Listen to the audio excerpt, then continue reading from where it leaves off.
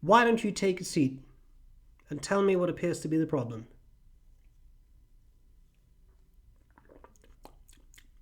It's a really good awesome from Murchie's in BC.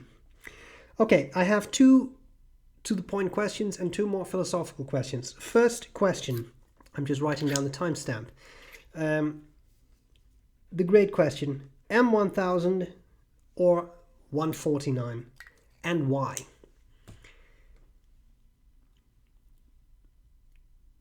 Steak or salmon, you know?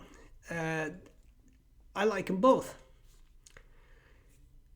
And I think both of these pens have a place. And I don't mean to sound disparaging about either. I think both are well-made pens. They are flagship pens. I always feel that the 149, rightfully or wrongfully, possibly both, is a bit more prestigious because people like it because it has the white star on it. Is it a better pen? I don't think so. I wouldn't be able to say the M1000 is better than the 149 or the 149 is better than the M1000. They're a little different in size. The M1000 nib I found to be a little softer if you have some more expressive writing, but it's not a flex nib. It is not a flex nib because several people contact me and say, I don't know, I was using it because people say it's a flex nib and now it's sprung. That's because the M1000 nib is not a flex nib. It is not a flex nib. Having said that, because here at B.R.E Industries we care. Both are great pens. They're flagship pens, what can I say? Piston fillers, gold nibs, large nibs, great writers. I'm a little disturbed sometimes by the amount of money involved in the servicing that Montblanc does, because you pay for a lot. You pay for them to have a look at your pen, you pay this, that, and the other. But that's just me. Some people don't mind that. I can't pick. I genuinely can't.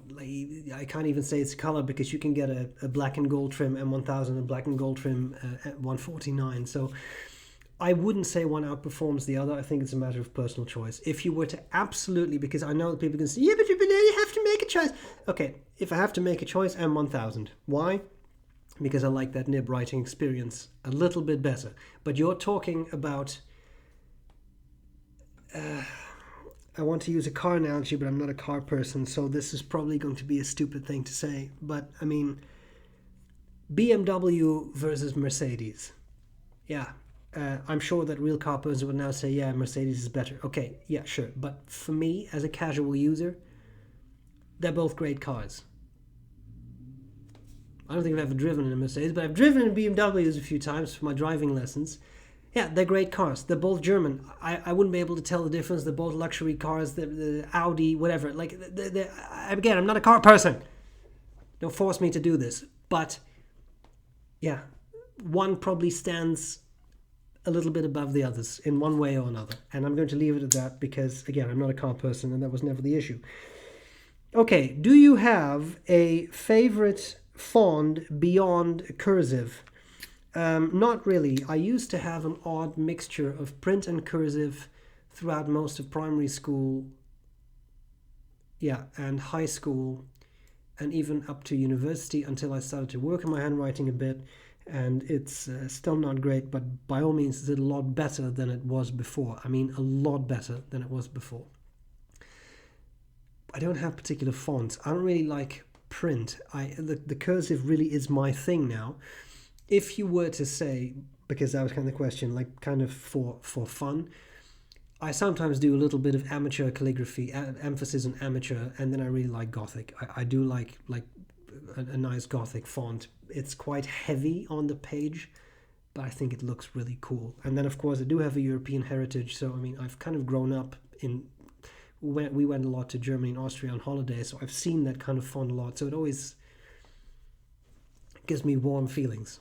Just because, memories.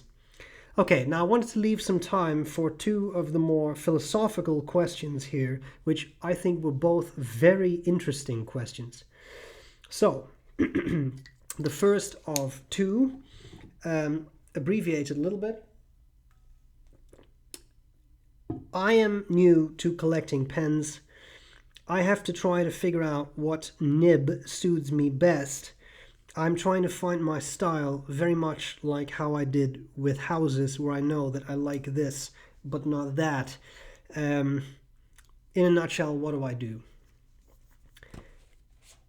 Nib preferences, I think, depend on two things. A subjective aspect, but also an objective aspect. I read this in Peter Tweidle's excellent book on fountain pens. His dad had a fountain pen store, and his parents actually had a fountain pen store, and he inherited that store, and it's now gone. But what they did was they had people write a lowercase e, the letter E. And if the little bowl was filled in with ink, then that nib was too broad for that person. It's a good test. If you have access to a number of nibs, maybe at a pen club or something, try it out.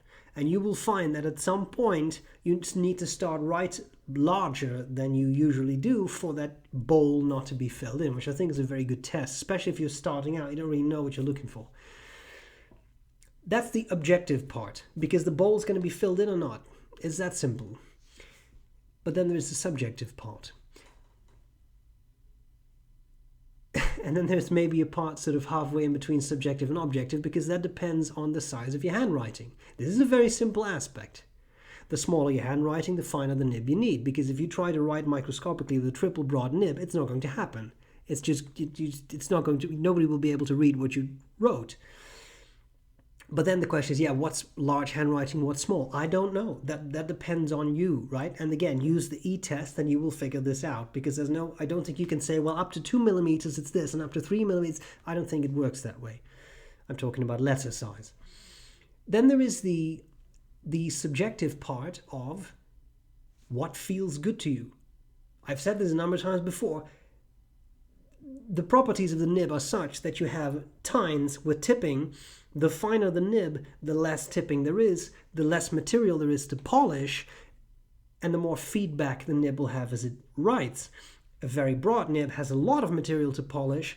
You can polish it more, and the writing will be smoother. But then there is the risk of baby's bottoms, which is an over-polished nib, and then it will start to skip. So a lot of very broad nibs, I have found that you purchase, if you can find them, double broads, triple broads, etc., are often a bit over-polished. Nothing in Nibmeister cannot solve, but that's a different issue. So you have to work with what you got. And I have quoted this before. I'll quote him again. At my first pen show, I met my friend Sven from Germany, who only had broad and oblique nibs. And at that point, I was just starting out. I had some medium nibs, and he said you should always use a broad nib. And if you can't use a broad nib, then you have to keep practicing until you can. And I started to do that, and I have loved broad nibs. Now, years later, right? We're now speaking more than a decade later. First pen show, decade later. I have broad nibs, and also an italic nib, and I also have an architect nib, and I also have a fine nib. No extra fine. I draw a line somewhere. That's too much. I have some fine nibs. Different nibs serve different purposes, and you have to use what works well for you. Again, do that test with the E, see what works. If you have tiny handwriting, again, a triple broad's not going to work. So it's an empirical question. You have to try out a number of nibs, and you will find what works for you. But remember, you can't really do something wrong. You can't say, I can only use medium nibs. Because I get questions, I'm serious, I get questions like this in my email. I can only use medium nibs. Does that mean I'm not a real fountain pen user? No! Screw that! It always makes me so sad when I get questions like, no, you have to do what works for you. And that's the beauty, that you have all these different options: extra fine, medium broad, double broad, triple broad, obliques, italics, cursive italics. You have all these options. Experiment and have fun, children. That's what you really need to do. Try different nibs and then see, and you'll find something that'll click. Yes, broad nibs work for me, but fine nibs have a really powerful place in my pen arsenal as well, because sometimes you need to write something small, And you can't use your triple broad nib, right?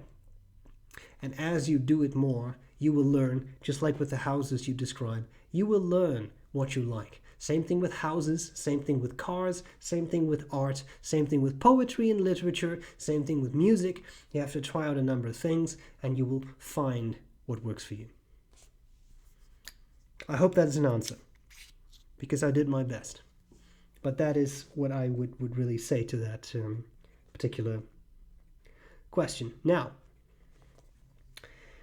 do you have a collecting plan for fountain pens? If I end up donating my pen collection, what should it look like? Should there be a focus on brands or countries? I'm currently thinking of selling all my entry-level pens to buy a Pelikan. Okay. I need a sip for that. Here's what I would say to that. Fountain pens can absolutely be an investment. And you can actually make a nice bit of money back. But I think that for that to happen, you need to buy not even flagship pens, but you need to be buying limited editions. I'm thinking Montblanc Writers Editions. I'm thinking Monte limited editions. These kinds of pens. But now you're talking very expensive pens. And then you will have a collection that at some point could be museum worthy. I don't know what museum, but like if you have at the end of your life 35 writers editions from Montblanc, that is a collection. And that has considerable monetary value. If you have, and I'm not trying to be mean, but I'm just saying, if you have a Pelikan M1000 and a Montblanc 149, they will have some value, but not museum value.